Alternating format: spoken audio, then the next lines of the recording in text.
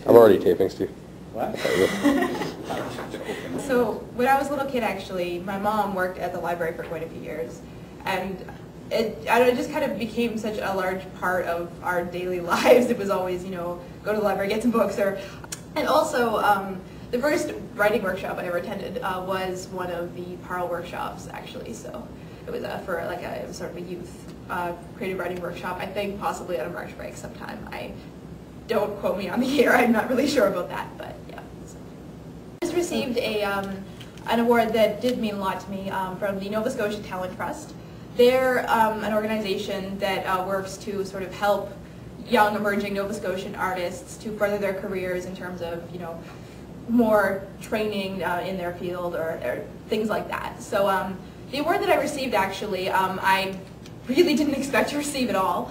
I had applied for a scholarship, actually, for a sum of money to help me pay for university.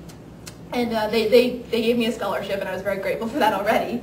But then I received an email telling me that I'd won the Lieutenant Governor's Award right now at St. Thomas University in Fredericton. So I guess you're taking a liberal arts. Yep, I'm taking a BA right now. I'm possibly studying like Western classics and English. Do you have plans for being published with your poetry or any other writing I'm project? mainly just focusing on sort of honing my craft right now. I'm not really trying in terms of getting published too hard right now. I think I tend to over-try too hard for things like that. This poem, I actually just finished it yesterday, and it's about a time when I tried to do some spring cleaning, actually, which isn't really something I try to do very often. I'm a pretty messy person. But I was trying to clean out a cabin, actually, that my stepfather has that hadn't actually been used in a few years. It was kind of left.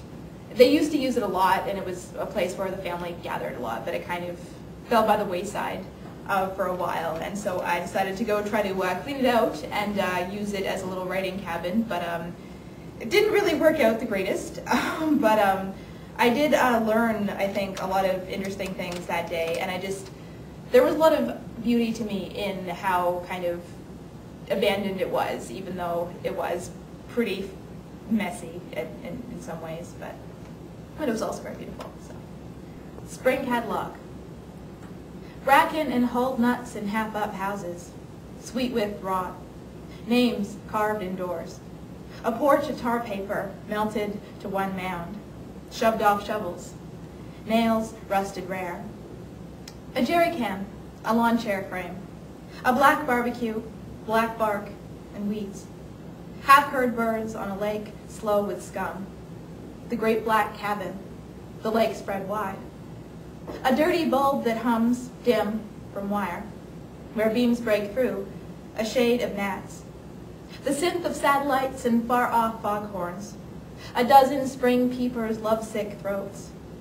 Popular mechanics. A teacup of ticks, unmarked corrosive cans, a courage.